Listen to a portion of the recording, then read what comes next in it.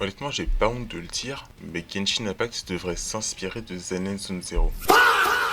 J'ai joué aux deux quasiment depuis leur sortie, même si j'ai eu des moments de pause sur chacun d'entre eux, mais récemment j'ai repris Zenless Zone Zero. Et il n'y a pas à dire, c'est que j'adore les choix et la direction prise par l'histoire lors de ces derniers chapitres. Et le truc qui rend Zenless encore mieux que Genshin, c'est que comparé à plusieurs autres jeux gacha, Zenless arrive à raconter une bonne histoire narrative. Et pour moi, c'est un fait, Zenless arrive à mieux suivre une trame narrative avec leurs personnages et leurs factions que Genshin Impact. Dans le sens où, par exemple, dans Zenless Zone Zero, on nous ramène des anciens personnages ou des anciennes factions au fur et à mesure des mises à jour. On a eu les fils de Calydon qu'on a pu revoir dans le jeu. Et même s'il n'y avait pas beaucoup de temps d'écran, le fait de les revoir comme ça, hormis par exemple dans des events, on arrive mieux à comprendre que les personnages et que cette faction existent toujours et vit, même en dehors de la quête principale, même malgré les diverses mises à jour. On ne le retrouve pas dans énormément de gacha, ça. Par exemple, dans Genshin Impact, on retrouve très peu de personnages de Mondstadt dans différentes mises à jour, hormis si la quête principale se rebase sur Mondstadt. Et les autres personnages qu'on peut voir, on les voit surtout, principalement dans les events et pas dans la story principale. Pour moi, ça reste un très grand problème de narration, mais Zen Zone Zero arrive à compenser cela assez bien. Et même avec la fin de la 2.8, on voit qu'ils essaient de mettre des indices pour pouvoir parler des lièvres rusés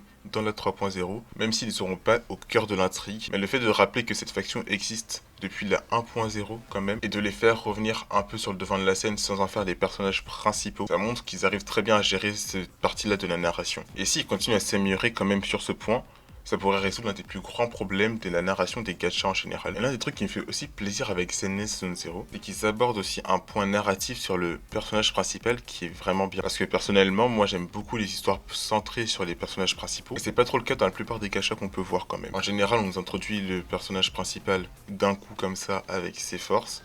On oublie souvent ses faiblesses pour la plupart du temps. Et le fait de pouvoir grandir et voir les personnages évoluer dans Zenless Zone Zero, c'est quelque chose qui personnellement moi me hype à continuer l'histoire. Mais en disant ça, par exemple, je ne pense pas à un Kai Impact Third, là où on joue le capitaine et le personnage principal qui est Kiana. Ce sont deux entités totalement différentes, mais plus des jeux justement comme Genshin Impact ou HSR, où le protagoniste est le personnage principal. Et pour revenir sur les deux gachas que j'ai cités avant, leur développement est quand même assez optionnel sur les longues mises à jour et arrive principalement vers la fin du jeu. On nous drop quelques informations par-ci par-là, quelques mages, mais je ne saurais pas comment bien l'expliquer, ce sont des mots qui me sont propres, mais on retrouve pas la trame narrative et le développement qu'on peut retrouver dans Zenless Zone Zero. Et pour continuer sur les personnages principaux de jeux gacha, en général, on les retrouve en deux catégories. Soit ce sont des personnages jouables et combattants dès le début, comme par exemple Genshin, HSR ou The Wave, ou des personnages non combattants, comme on peut voir dans HI3 ou dans Zenless Zone Zero. Et en général, ça reste comme ça tout du long. On verra rarement un personnage jouable dès le début finir plus jouable au fur et à mesure des mises à jour. On ne verra jamais un personnage non jouable devenir jouable.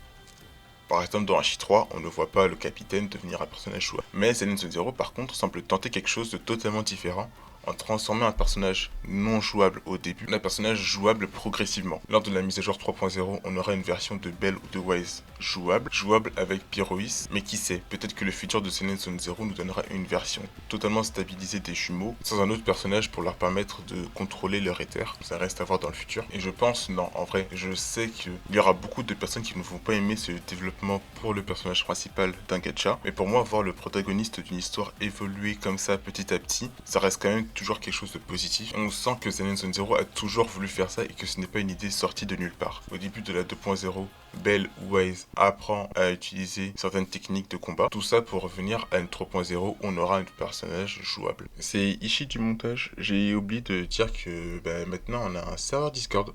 Donc voilà, il est pas totalement fini. C'est encore le début, mais n'hésitez pas quand même pour savoir plus d'informations, même quand je stream. Ça se passe sur le serveur Discord. Donc voilà, je vous laisse reprendre la vidéo. Allez, salut. Mais maintenant, la question qu'on peut se poser, c'est est-ce que Zenless suit une bonne direction pour l'histoire à venir? J'ai entendu beaucoup de gens se plaindre du fait que l'histoire est totalement changée de la 1.x à la 2.x, voire maintenant à la 3.x. Mais je trouve que ce n'est pas une si mauvaise chose que ça. Parce que même si, lors de la 1.x, on a été introduit directement comme une personne qui agissait dans l'ombre en général, tout ça pour arriver à la 2.0 où on est quasiment un élément central de la nouvelle Iridium. On a le droit de se poser la question de est-ce que Zenless Zone Zero est en train de partir en sucette au niveau de son histoire. Mais personnellement, je trouve que c'est la bonne direction pour l'histoire de Zenless.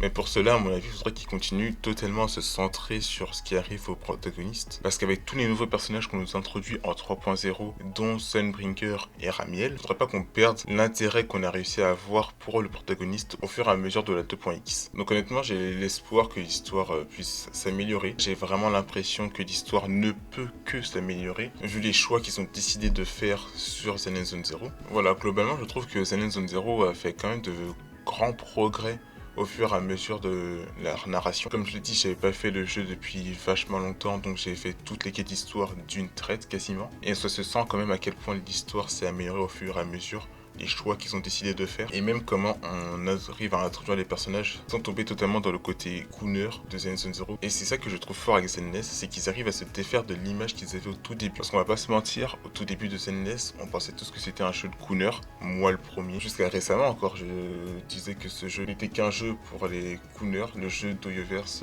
le moins sérieux, avec le moins de lore. Et j'ai pu voir à quel point Zenless avait une très bonne narration et de très bons personnages également. Donc voilà, pour conclure cette vidéo, je dirais juste que j'espère que l'histoire va s'améliorer.